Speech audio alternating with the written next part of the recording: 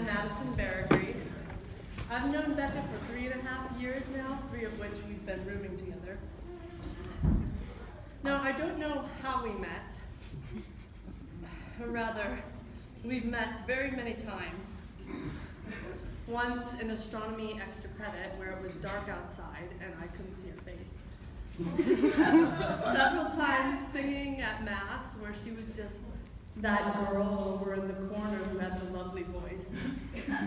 And then around campus, I might see her or I might know her by reputation because people would come up to me in excitement being like, Bekah! Oh, you're not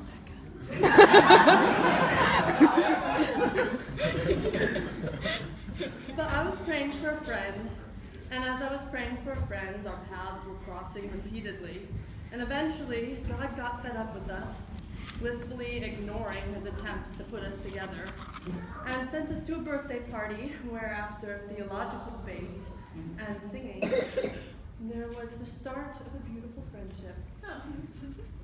Now, it was not the intellectual debate, which she always wins, the tickling, the laughter, the fun, her creativity or intuition, her amazing hugs and duets in the dances, or her ability to do absolutely anything, or even the fact that we were stuck living together in the midst of a worldwide pandemic that made us friends.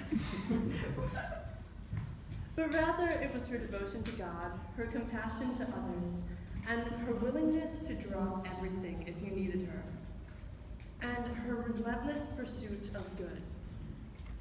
One such good might have been marriage, because one of the very first activities that we did together was put together lists of the desired qualities in our future husbands. They were always 2 pages long, with and detailed different things like competence, interests, families, and behaviors that he would have to have. And we had an agreement. Neither of us would get married unless we would rather spend time with that man than with each other.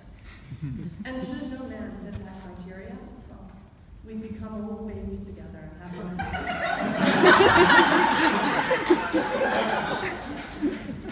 Now, one day, she casually mentioned that she had a crush on a certain Mr. Kent. I knew him.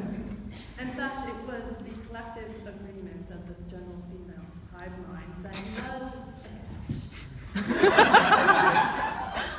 He was a kind man of God, intelligent, and if you happen to hear whatever it was that he commented under his breath, quite funny. There was one problem, however. He didn't like brown eyes.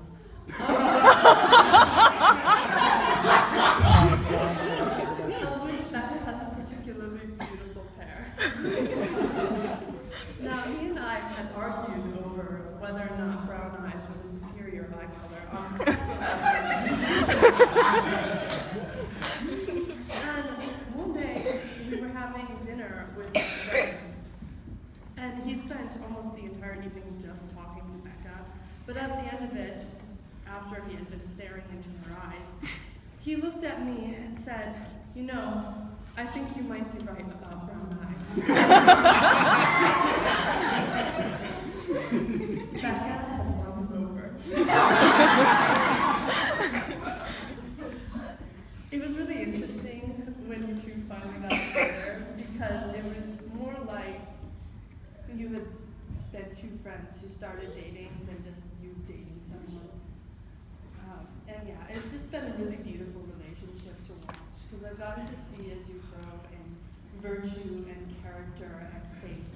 And there's just been so much joy between the 2 of you. So I can easily say